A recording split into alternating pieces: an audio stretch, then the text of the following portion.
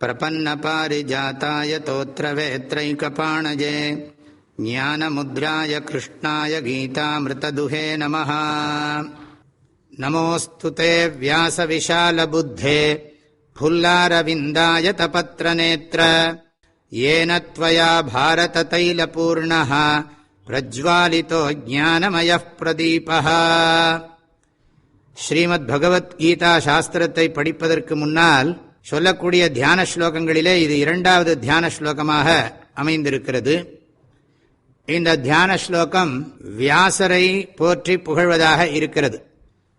அதாவது என்ன சொல்றாருன்னு கேட்டா, ஹே வியாச தே நமஹா அஸ்து, ஓ வியாசரே உங்களுக்கு நமஸ்காரம்.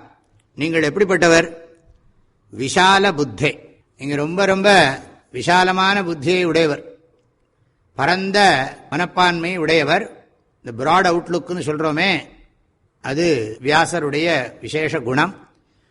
உலகத்தில் இருக்கிற எல்லா ஜனங்களும் க்ஷேமமாக நன்றாக இருக்க வேண்டும் என்பதற்காக ஏராளமான தெய்வீகம் நிறைந்த அறிவு நூல்களை எல்லாம் நமக்கு அவர் கொடுத்திருக்கார். மிகுந்த ஆழ்ந்த சிந்தனையாளர் அவர். வேதங்களையெல்லாம் பாதுகாத்து கொடுத்தவர்.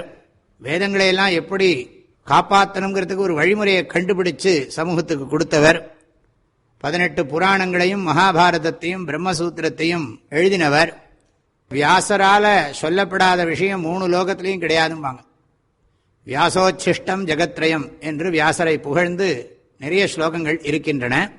அகத்தின் அழகு முகத்தில் தெரியுங்கிற மாதிரி, முகம்ங்கிறது முகமண்டலத்தையும் குறிக்கும், சொல்லக்கூடிய சொற்களையும் குறிக்கும்.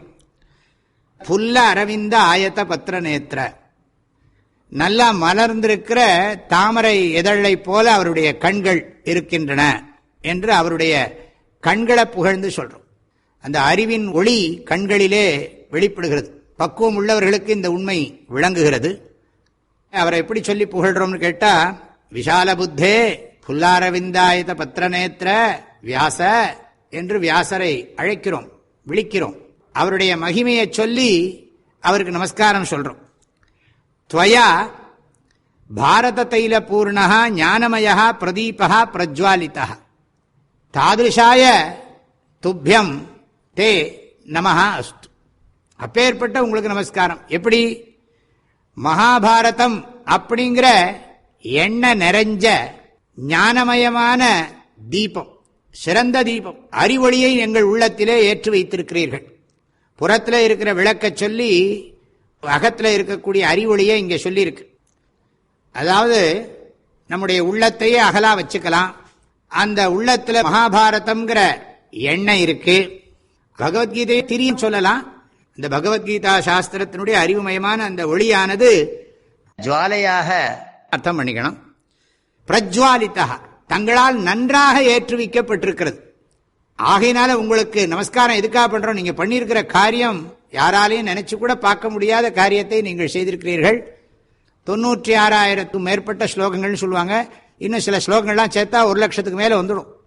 அப்பேற்பட்ட ஸ்லோகத்தை எல்லாம் எழுதி பிரஜ்வாலனம், இந்த ஞான தீபத்தை அவர் ஏற்றி வைத்திருக்கிறார்.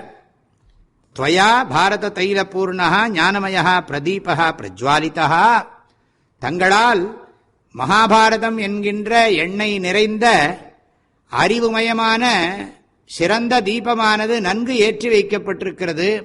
அத்தகைய உங்களை நாங்கள் வணங்குகிறோம். தாங்கள் பரந்த விசாலமான புத்தியை உடையவர்கள், நல்ல தாமரை போன்ற அகன்ற சிறந்த கண்களை உடையவர்கள். உங்களை வணங்கி எங்களை நாங்கள் தூய்மைப்படுத்திக் கொள்கிறோம், எங்களை பண்படுத்திக் கொள்கிறோம். கீதா சாஸ்திரம் நன்றாக எங்களுக்கு விளங்குவதற்கு அனுகிரகம் செய்யுங்கள், அருள் புரியுங்கள் என்பதைத்தான் இந்த ஸ்லோகம் சொல்லுகிறது என்று நாம் புரிந்து கொள்கிறோம். இந்த அளவில் நான் இந்த ஸ்லோகத்தை பூர்த்தி பண்றேன். அனைவருக்கும் மனமார்ந்த நல்வாழ்த்துக்கள். ஹரி ஓம்.